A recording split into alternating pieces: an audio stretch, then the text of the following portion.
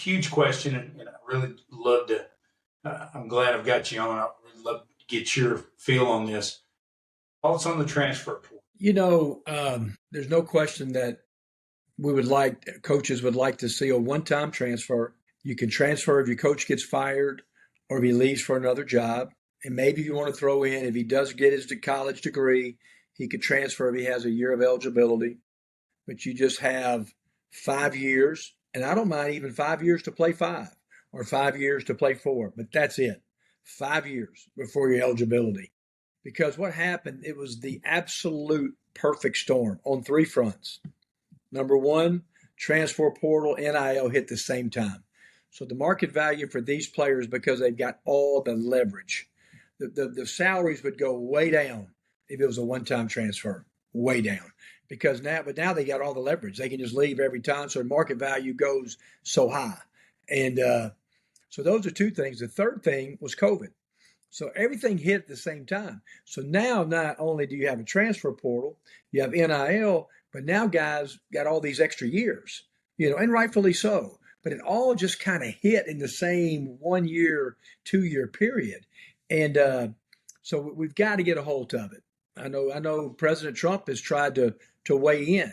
And I've always said it, I think it's going to have to be at that level, and I hope it has some teeth in it that we can do it. And it can be enforced. And they can't even take something like that, the executive order, to be tried in court, So there's a lot of different things going on, but the transfer portal, one-time transfer, I would even like just one time, not even have a graduate transfer personally, But I do think if your coach is fired or if he does leave for another job, I think you should get an extra time to do it. Here's a figure that I saw today, actually. Right now in the transfer portal, D1 level only, there are over 2,900 players in the portal. There are only 5,600 Division I players out there. So, so I mean, think about that.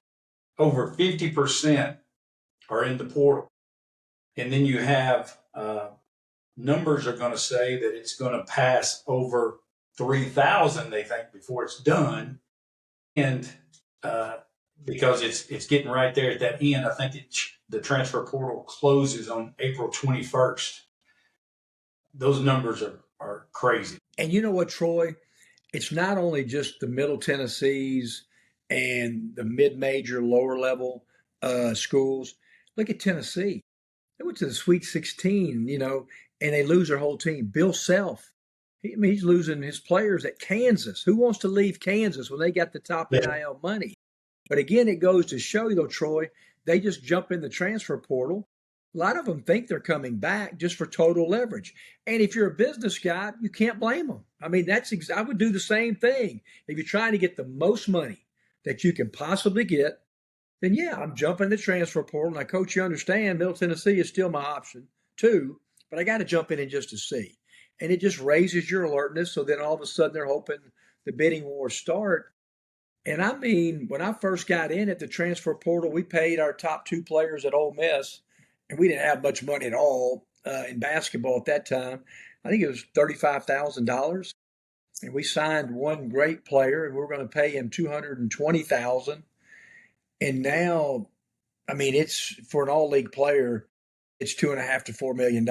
And so, I mean, it's just absolutely amazing, the money. We all want them to make money, but every you hear this word about sustainability, it'll be interesting to see if it can be sustainable or maybe something that the executive orders or at the federal government can put a kind of a cap on it. Sure.